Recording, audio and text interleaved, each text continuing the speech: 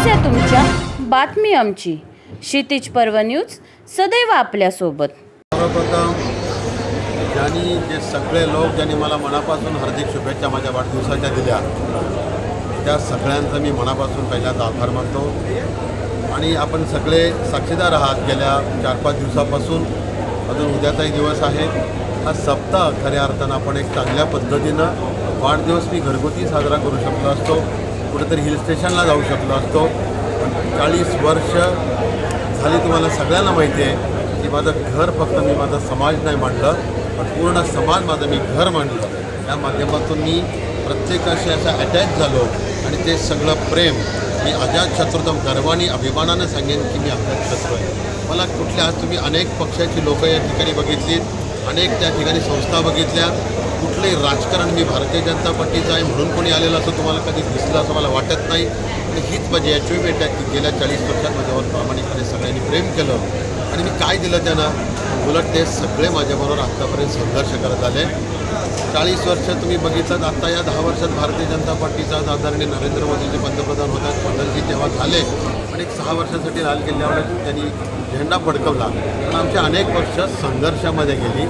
या रायगड जिल्ह्यात खऱ्या अर्थानं भारतीय जनता पार्टीचं कमळ फुलवणं अतिशय कठीण होतं. म्हणजे भारतीय जनता पार्टीच्या महाराष्ट्र प्रदेशच्या दृष्टिकोनातून हा रायगड जिल्हा हा अतिशय खडकाळ जिल्हा होता BJPच्या दृष्टिकोनातून. पण त्याच्यावरती सुद्धा कमळ फुलवायचं जेव्हा आम्ही सगळ्यांनी, माझे जुने सगळे सहकारी माझ्यावर जेव्हा काम केलं की त्यांना द्यायला माझ्याकडं कुठलं आर्थिक असं कुठलं गणित नव्हतं, कुठे एखादा सरपंच आमचा सदस्य नव्हता.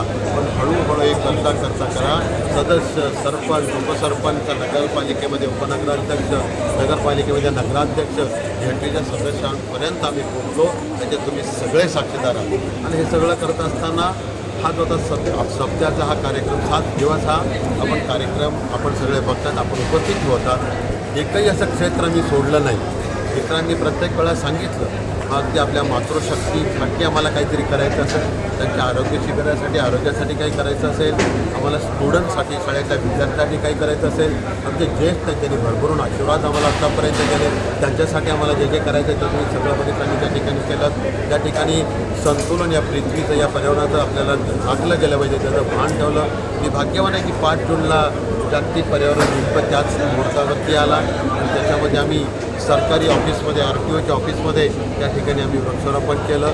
आणि हे आम्ही सातत्यानं करत असतो. फक्त वाढदिवस आलाय म्हणून या सगळ्या गोष्टी होत नाहीत. 365 दिवस ही समाजाची आमची बांधिलकी आहे. आणि सगळी बांधिलकी करत असताना प्रत्येकाच्या जे अंत्योदयाचं, जे दीनदयाळजींचं आमचं स्वप्न, ज्या विचारावर भारतीय जनता पार्टी चालते, तो विचार आमचा आहे की शेवटच्या स्तरातल्या घटकाच्या डोळ्यातले अश्रू पुसणं, त्याच्या चेहऱ्यावरती हास्य फुलवणं, हे आमचं काम आहे. तो जेव्हा हसेल, त्याच्या डोळ्याचं पाणी जेव्हा आम्ही पुसू, तेव्हा खऱ्या अर्थानं कुठंतरी प्रगती झाली असं आम्ही म्हणतो. आणि ते अंत्योदयाचं स्वप्न घेऊन भारतीय जनता पार्टीचा झेंडा प्रतिकूल परिस्थितीमध्ये मी हातात घेतला. आज अभिमान वाटतो की या जिल्ह्यात भारतीय जनता पार्टीची सुरुवात जी आम्ही ताकदीनं केली, कठीण परिस्थितीमध्ये सुद्धा आम्ही टिकून राहिलो. निष्ठा ज्याला काय आहे ते आम्ही सिद्ध केली. प्रामाणिकपणा, संघर्ष, समर्पण हे सगळं आमच्या कार्यकर्त्यांनी आमच्याबरोबर केलं. आणि आज माझ्या डोळ्यासमोर 4 आमदार या रायगड जिल्ह्यात झाले, युतीचे खासदार या जिल्ह्यामध्ये झाले. तर भारतीय जनता पार्टी पूर्ण रायगड जिल्हा उजवा झाला ही माझी राजकीय अचिव्हमेंट आहे. मी काय मंत्री झालो मला माहिती नाही, पण आज की अटल बिहारी वाजपेयी साहेबांच्या शेजारी बसायचं मला भाग्य मिळालं. माननीय उपपंतप्रधान अडवाणी साहेबांचा दौरा या रायगड जिल्ह्यात 5 जुलै आपल्याला आठवत असेल 2005 साली मी लावला. प्रत्येकाचं अश्रू पुसण्यासाठी अडवाणी साहेब त्या ठिकाणी आले. पण मलासुद्धा त्यांच्यावर 3-3 दिवस त्यांच्याबरोबर फिरण्याचं, त्यांच्यावर राहण्याचं, त्यांच्याकडे संवाद करण्याचं भाग्य मला मिळालं. प्रमोदजी महाजनांसारखे महान नेत्यांच्याबरोबर मला सुसंवाद करण्याचं, त्यांच्याबरोबर बसण्याचं भाग्य मला मिळालं. आदरणीय मुंडे साहेबांनी, आज मी या ठिकाणी उभं आहे, मला मुंडे साहेबांनी उभं केलं. तर इतक्या मोठ्या महान नेत्यांच्या बरोबर त्या विचारधारेत बसणं, मला असं वाटतं की फार भारतीय जनता पार्टीतल्या कमी कार्यकर्त्यांना मिळालं. त्यापैकी मी एक भाग्यवान कार्यकर्ता आहे. आणि म्हणून मी इथून पुढे सुद्धा जे आत्तापर्यंतची लोकं आली त्यांना काही येता आलं नाही, पण त्याने अनेकांनी मला शुभेच्छा दिल्या. त्या सगळ्यांचा मी ऋणी आहे. त्यांच्यासाठी मी विक्रांतलाही सांगितलं आहे, त्यांच्या शुभेच्छांनी आणि आशीर्वादाने विक्रांत आमदार झाला. आणि आम्ही त्यांची बांधिलकी तुम्ही सगळ्यांनी बघितली की 6 महिन्यात विक्रांतजींनी किती मोठं लोकांची ठीक आहे. शेतकरी तो पक्ष कुठला आहे मला माहिती नाही, तो शेतकरी आहे, त्याचा नैनाचा विषय सुटला पाहिजे. तो शेतकरी आहे, त्याचे शिक्के शिरकोणी अडकून ठेवले, त्याच्या जमिनी 84 सालापासून 70 सालापासून अडकून ठेवल्या. त्या जमिनी सोडवण्याचं काम 1100 एकर आत्ता या वेळेला सुटलेले ते तुम्ही बघितलं.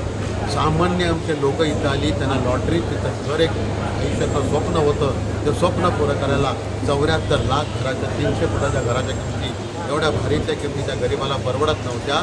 जवळजवळ आपण 69,000 घरांचा प्रश्न सोडून 10% अमाऊंट कमी करण्याचा प्रयत्न केला.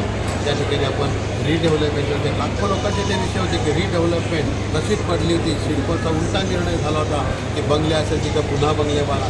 लाखो लोकांनी जायचं होतं पुढं, तो सुरुवातीने हा प्रश्न सोडवला, तो पूर्ण झाला.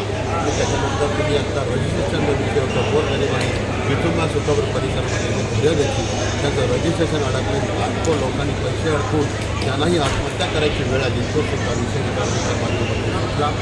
इतक्या पद्धतीनं आम्ही काम करतो आहे आणि फक्त एवढीच विनंती आपल्याला करणार आहे. तुम्ही हा चौथा स्तंभ आहे लोकशाहीचा. बाळासाहेब जांभेकरांच्या पाठीमध्ये ज्या लेखणीचं आहे तुम्ही यातून तुम्ही सिद्ध करताय आणि मी बघतोय तुमची मेहनत. इतक्या दिवस झालं तुम्ही उन्हामध्ये सगळीकडे आमच्याबरोबर आहे. हे सगळं करत असताना मित्रांची जे काय काम करतोय त्याला तुमचे आशीर्वाद राहूया एवढीच या ठिकाणी विनंती करतो. थांबतो. जय हिंद.